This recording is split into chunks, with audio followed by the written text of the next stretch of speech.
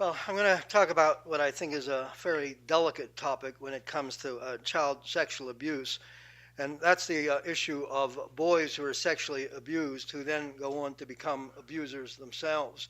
I'm going to do that by showing you a small taped vignette that I made actually about 32 years ago of a man who himself was victimized by his father. His father not only sexually assaulted him, but he was present with his father when his father would sexually assault other women. And this has been documented. He was clearly the victim of substantial abuse. And then he went on to become a victimizer, actually a serial rapist, the kind of person that would often be referred to as a sexual predator. To lay a brief foundation before I show you the film vignette, I just want to make three or four preliminary comments about, I think, some concepts that I think are important to understand. The first one is going to be how do we determine whether there is a relationship between being a victim and becoming an offender. And it's particularly important in this area where there's so much emotion and sadness and trauma. There are folks, when they hear about victimizers having been victims, they're fearing they're making an excuse, which is not what we want to do. But how do we make a determination whether that relationship is there? When I talk about this, I often talk first about the relationship between cigarette smoking and lung cancer, and then I'll make it clear why that's relevant here.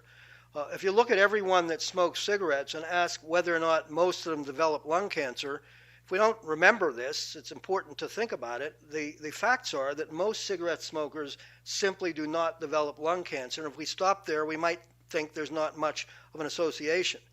On the other hand, if you then take a group of people with lung cancer and ask how many of them are cigarette smokers, the overwhelming majority, particularly with the most common form of lung cancer, are smokers, so that when you put it all together, it's very clear that cigarette smoking is a significant risk factor for the development of lung cancer. If you look at a large group of children who've been sexually abused, the good news, and thank God this is the case, and particularly if they get help early on, is that the overwhelming majority of victims of child sexual abuse do not go on to become victimizers.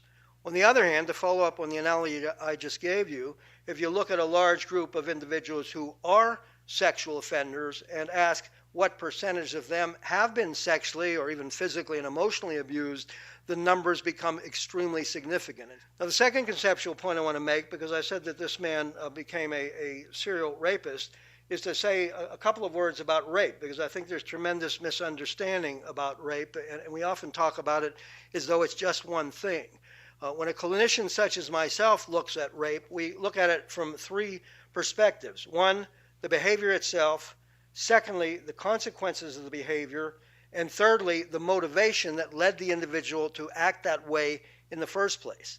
Now, in terms of behavior itself, rape indeed is always the same thing. It's one individual coercing another against their will into sexual activity.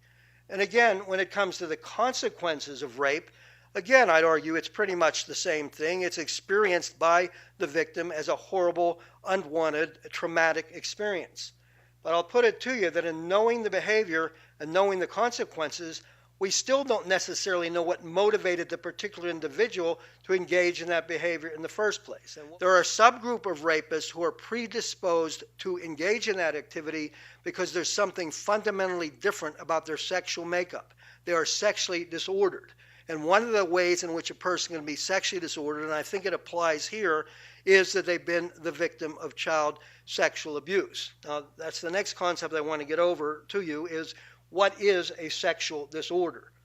If you look at the Diagnostic and Statistical Manual of Mental Disorder for the primary mental characteristics of any sexual disorder, it will say that the individual with the condition experiences intense, recurrent, sexually arousing fantasies and urges about something, and depending on the particular type of sexual disorder, that something in pedophilia would be children, in exhibitionism about exposing oneself, and in the case of the individual I'm going to present here, about raping. What are the points I want to make here? It's such a short period of time. There's really just, I think, a a couple. One is I do believe this is a tragic example of what can happen to a boy who's been abused, and both emotionally and sexually, and where that's not recognized early on. One case, of course, doesn't provide compelling proof, but I doubt very much that he had a different type of a childhood that this would have happened. And given that he did have it, what a waste of his life, children who are deprived of parents, all the women who were victimized by him, just a terrible tragedy. And again, in terms of the points I want to make here, could it have been prevented? And this is what I want to stop with. I believe right now, as I stand here, there are large numbers of young people out there who are privately aware that they're having atypical kinds of sexual desires. We'll hear this afternoon about individuals who, as adults, are sexually attracted to minors. There are individuals out there like this individual who know that they're having fantasies and urges to rape. There's individuals out there who are worried, young people, 16, 17-year-olds, that they're not sure they can control themselves sexually. I'd put it to you, when is the last time any of us ever heard announcements saying, if you're a troubled adolescent, if you're having disturbing sexual thoughts, if you're concerned that you're going to lose control and hurt other people and ruin your own lives, please come in here before you cross the line. We want to help you. We want you to have a life. We want to prevent others from being endangered. We've heard it over and over here today. We pick up the pieces after the fact. We hardly ever do anything to try to intercede before the fact. I'm so proud to be a part of the Moore Center here. I think that's exactly what we want to now try to do, to see this as a public health issue. We're not decriminalizing, just as with drug and alcoholism. We want to fully support the criminal justice sector, but we've given so much lip service to prevention, to seeing these issues as a public health matter. I think that the work here is going to lead the way over the next few decades. Again, I'm very proud to be part of it, and I thank you very much for your attention.